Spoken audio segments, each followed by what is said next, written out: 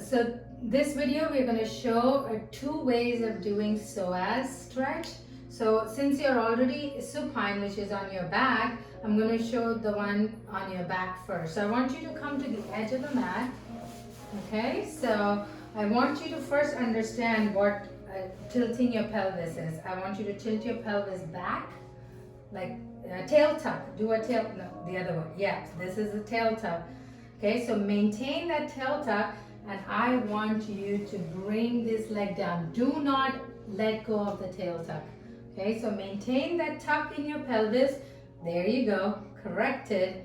And then you're going to let your leg hang down for about 2 minutes. And if 2 minutes is too much to maintain that pelvic tilt, because that's what most people have a hard time with, then start with 1 minute or do the other method of doing the psoas release.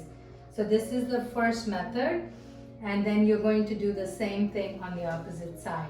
But personally, I like the other method better because I think that's more of a compression on the psoas.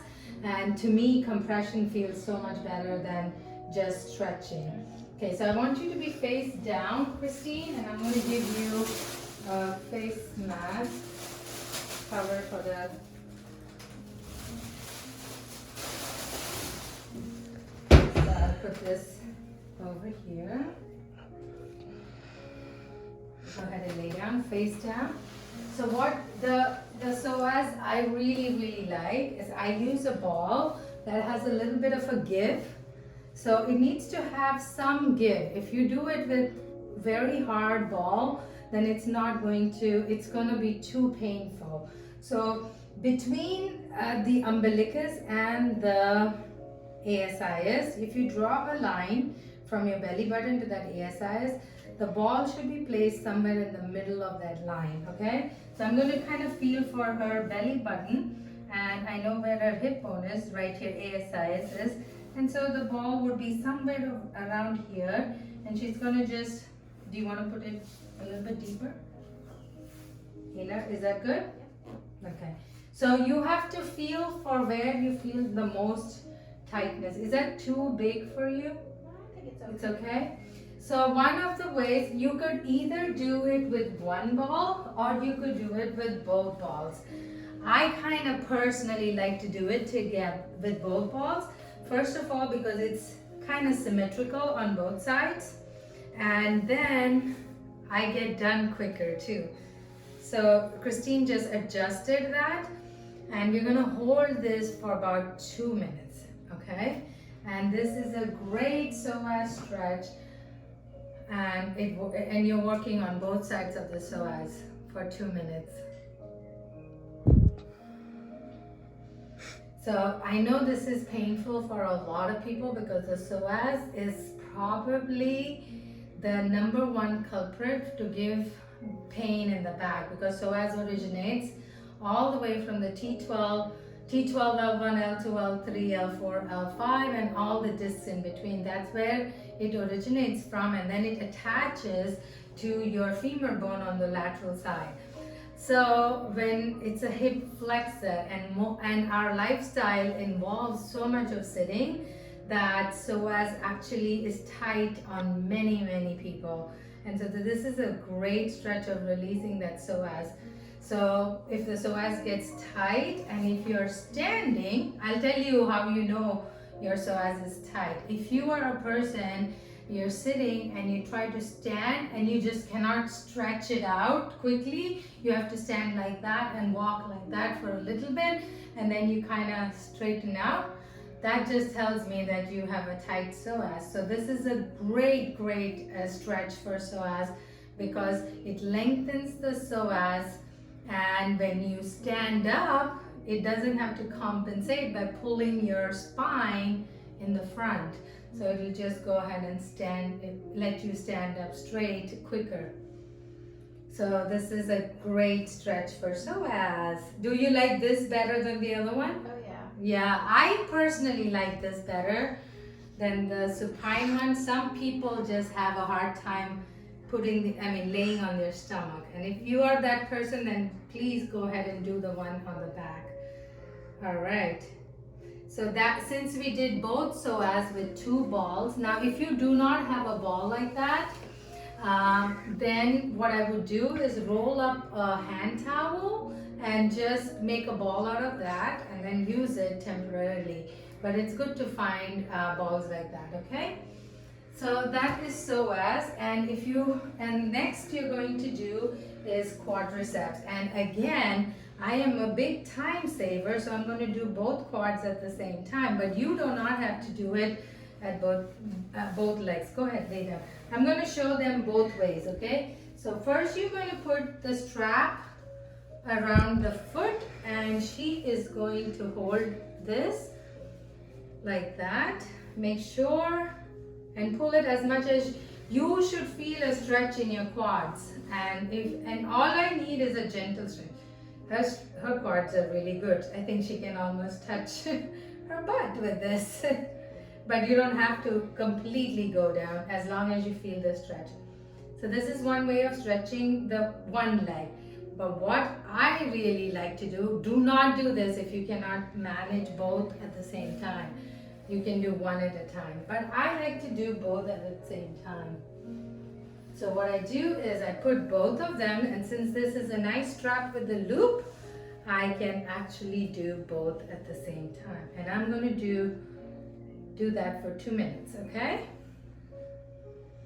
If you're not comfortable keeping the straps here, you could keep the strap at the ankle or at the lower leg, whatever is comfortable for you.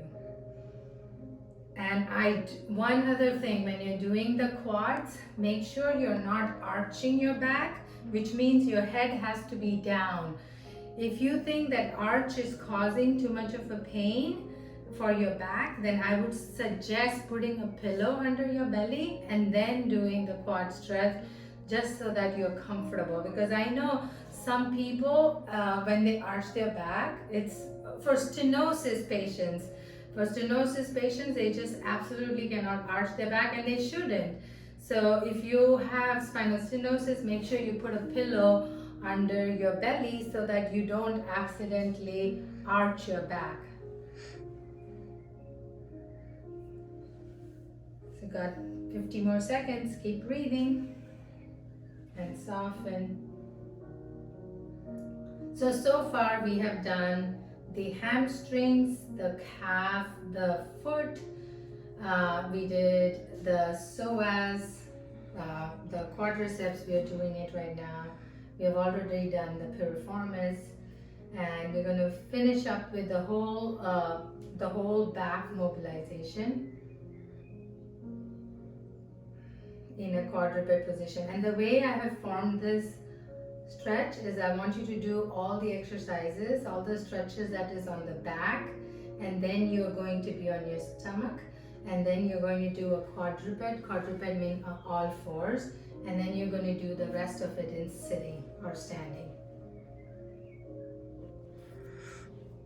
So you don't have to keep changing positions a lot.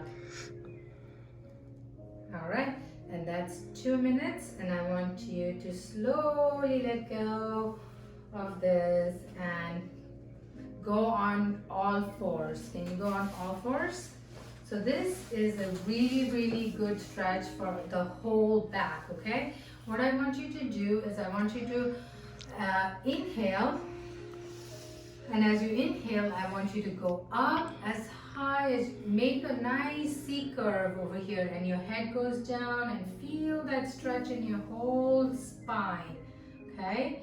And then you just pause here for a few seconds, and then you're going to do just the opposite. You're going to go down from here, look up, arch, arch, arch, arch, arch.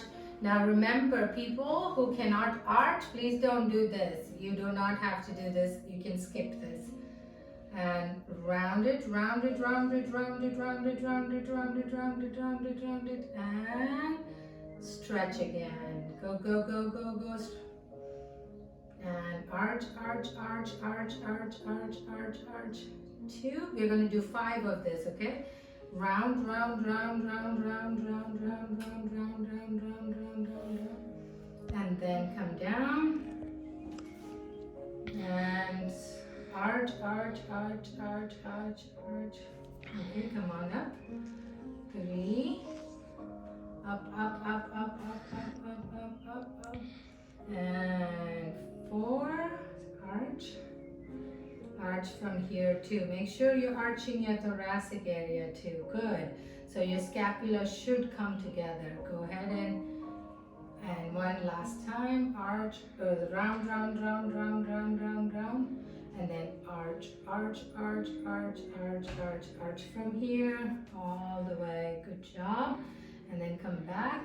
And then you can end this with a child's pose. You know what a child's pose is? It's just that. And you just stop here and rest for a few seconds. And that's it. Come on up, and thank you.